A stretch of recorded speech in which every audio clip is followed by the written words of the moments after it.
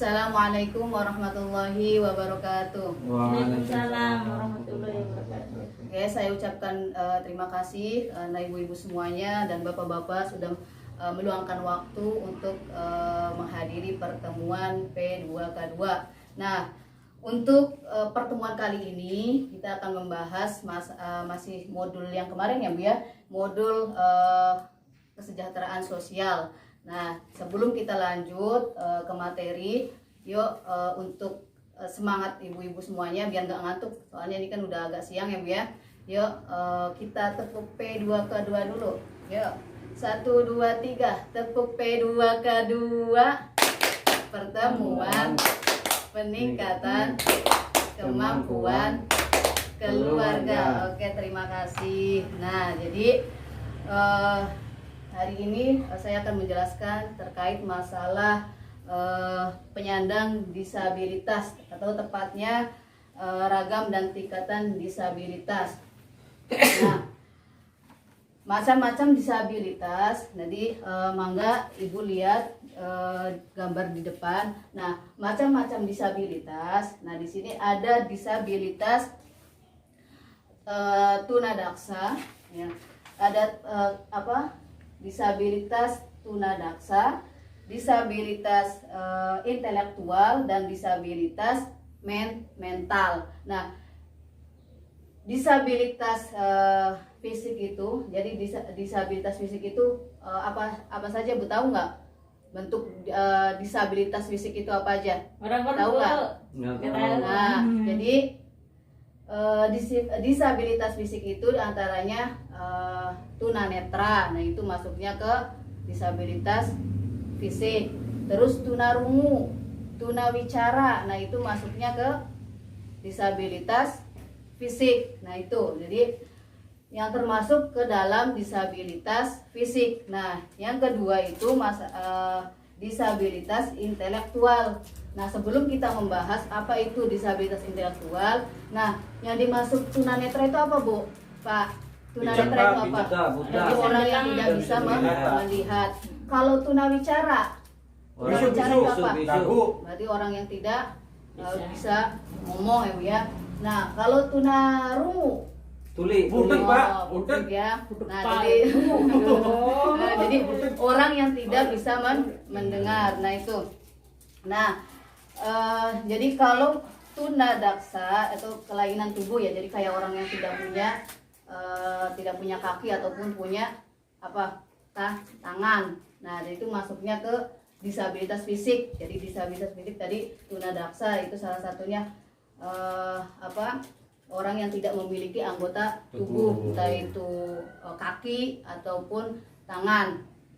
Kemudian itu bisa berakibat macam-macam. Jadi bisa orang yang punya kelainan tidak punya tangan, ya tunadaksa tidak punya tangan atau tidak punya kaki atau anggota tubuh. Nah, itu bisa diakibatkan dari semenjak lahir ataupun karena kecelakaan. Jadi pada saat dia lahir sebenarnya dia terlahir normal, ya semuanya ada, terlahir normal. Tapi ketika dia dewasa ataupun remaja dia mengalami kecelakaan semisal, nah dia harus merelakan salah satu anggota tubuhnya, entah itu kakinya ataupun tangannya. Nah, itu masuk ke disabilitas fisik, yaitu tunadaksa.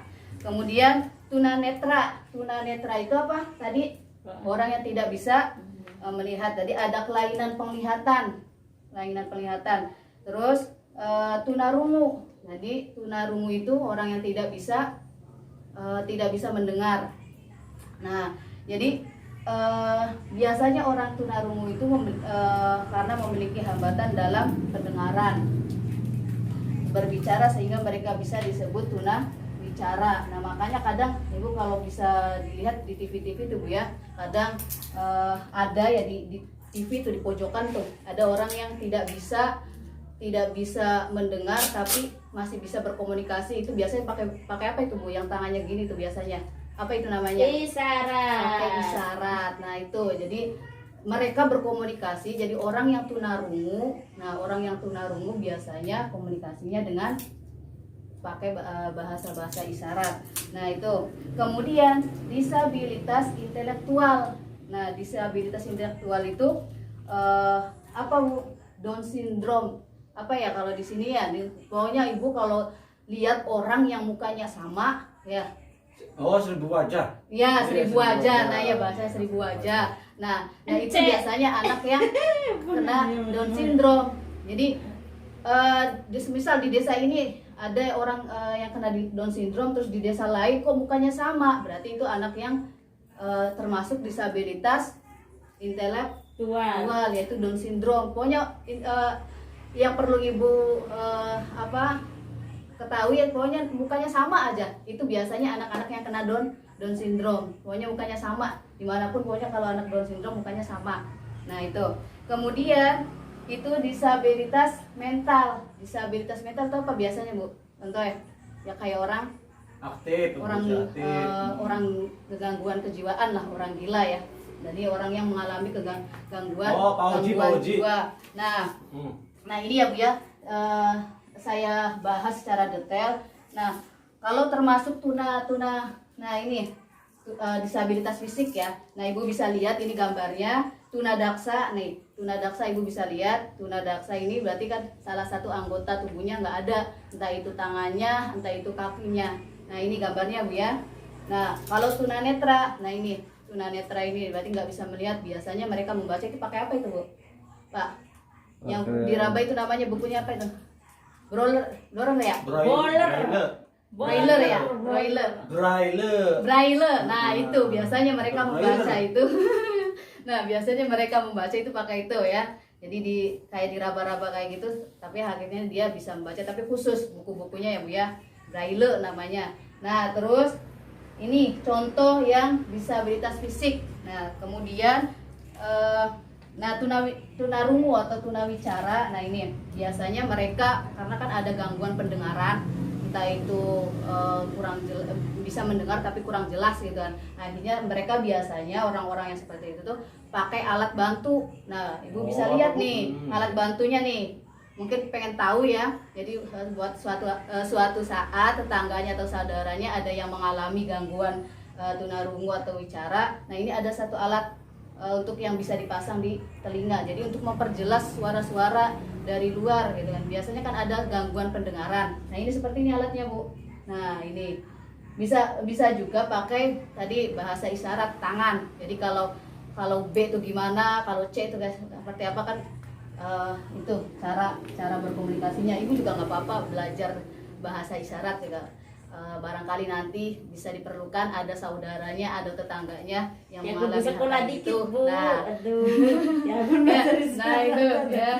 Jadi itu contoh atau gambaran nih tunarungu atau tunawicara.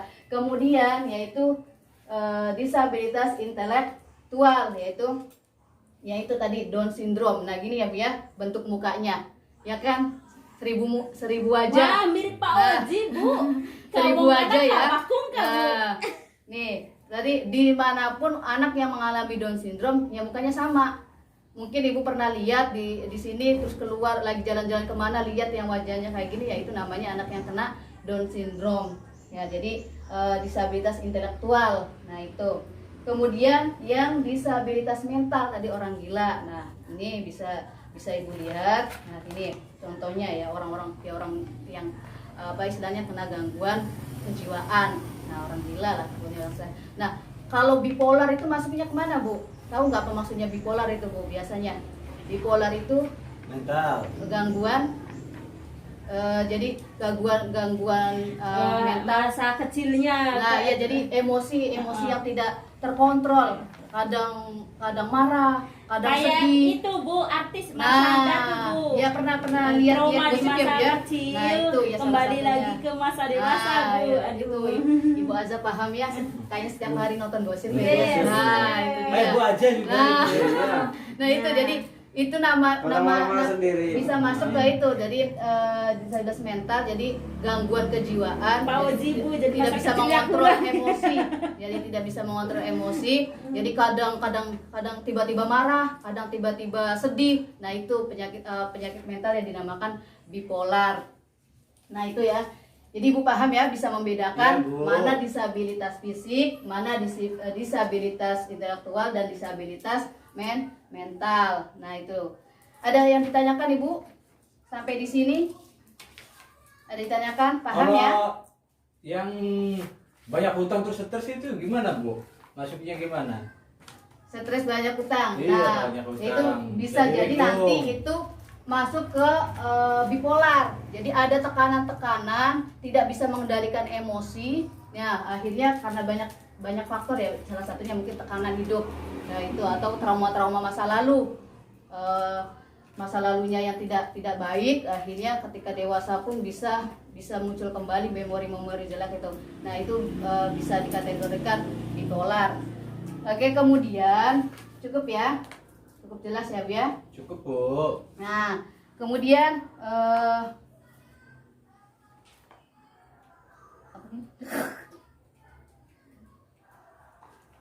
kondisi psikologis biasanya ya, kondisi psikologis dari para disabel ini biasanya bagaimana nih?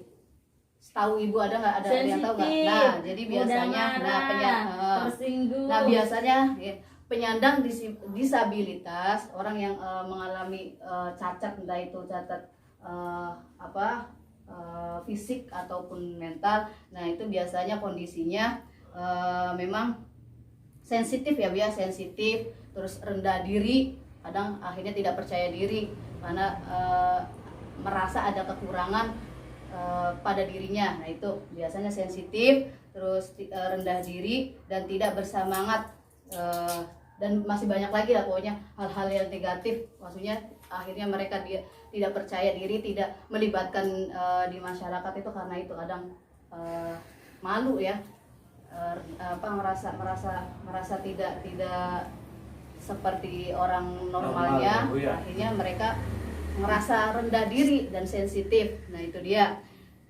Itu keadaan psikologis dari para penyandang disabilitas. Makanya kita sebagai orang yang memang normal, dilahirkan secara normal, wajib istilahnya menjaga perasaan mereka, melindungi mereka, mengayomi mereka. Nah, jadi kadang kebanyakan di masyarakat itu malah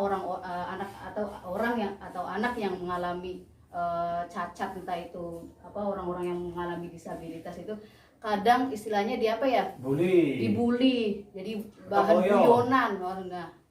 Kadang diejek.